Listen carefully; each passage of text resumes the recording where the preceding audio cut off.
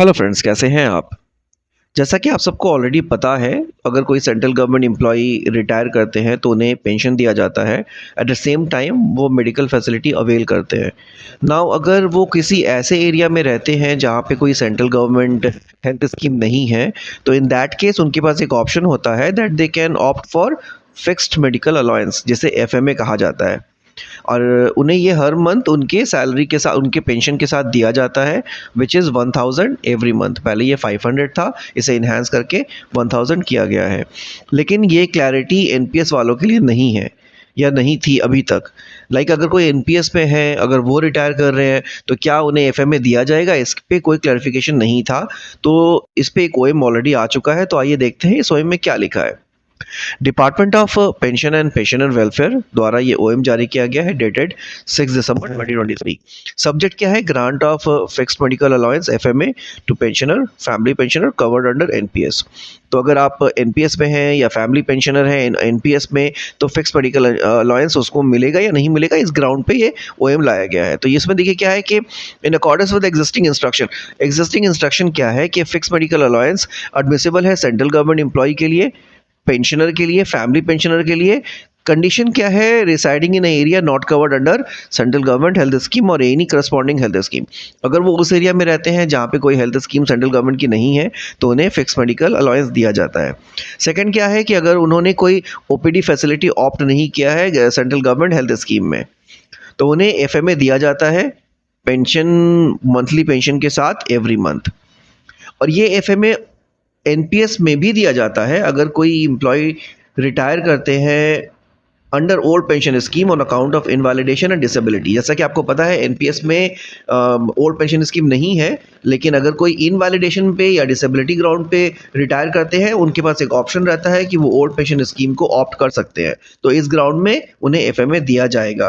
और अगर family pension दिया जा रहा है in case of death of a NPS subscriber, तो यहाँ पे भी उनके पास ऑप्शन है। अगर गवर्नमेंट सर्वेंट ने ऑलरेडी ऑप्ट करके रखा है कि in case of his death family pension दिया जाएगा as per old pension scheme, तो वहाँ पे भी फैमिली पेंशनर को एफएमए दिया जाता है। लेकिन उसके लिए एक ओएम जारी किया गया था by ministry of health and family welfare, dated 2017। और उसमें कुछ कंडीशंस थे कि इस कंडीशन पे उनको एनपीएस में अगर कोई रिटायर करते हैं तो फैमिली पेंशन में दिया जाएगा बेस्ड ऑन दिस कंडीशन। वो कंडीशन क्या था? Minimum years of qualifying service for eligibility of CGS membership after retirement. अगर रिटायरमेंट के बाद उनको कोई मेडिकल फैसिलिटी चाहिए तो मिनिमम क्वालिफाइंग सर्विस 10 ईयर्स की होनी चाहिए। लेकिन ये क्वालिफाइंग सर्विस 10 ईयर्स की जरूरी नहीं है। अगर डेथ हो जाता है या फिर कोई डिसेबिलिटी ग्राउंड पे रिटायरमेंट होती है, अगर कोई एब्जॉर्ब हो जाते हैं ऑटोनोमस बॉडी में, तो भी उन्हें ये फैसिलिटी मिलती है अगर ऑटोनोमस बॉडी के पास ये फैसिलिटी अवेलेबल है। अगर वो डिप्यूटेशन पे जाते हैं तो even at that time it is applicable, अगर डिप्यूटेशन पे जहाँ जा रहे हैं वहाँ पे ये फैसिलिटी अवेलेबल है। तो आप ये देखिए, the matter regarding grant of FMA, question कहाँ आता है कि एनपीएस के सब्सक्राइबर हैं और कोई डिसेबिलिटी ग्राउंड या फिर कोई इनवैलिडेशन ग्राउंड पे रिटायरमेंट नहीं हुआ है, इवन डेथ भी नहीं हुआ है, नॉर्मल सुपर एनुएशन हुआ है, तो उस ग्राउंड पे एफएमए दिया जाएगा कि नहीं दिया जाएगा।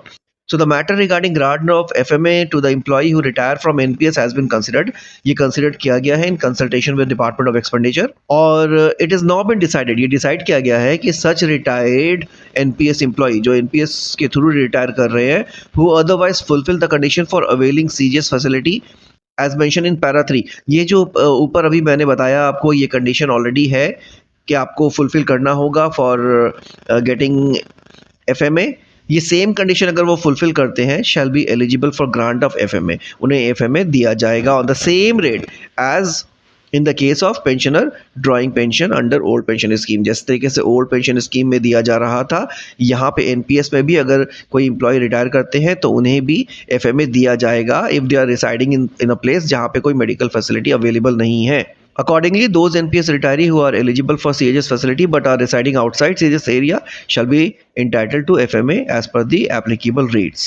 Rates क्या है फिलहाल at the moment is 1000 per.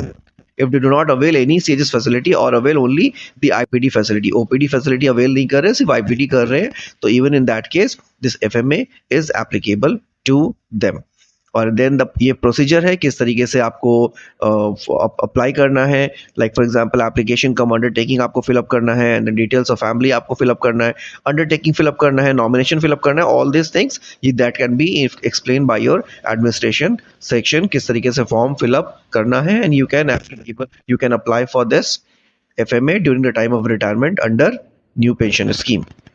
So इससे रिलेटेड कोई भी क्वेश्चन है, क्वेरी है, feel free to post that in the comment section. I'll get back to you on this. Thank you for watching this video.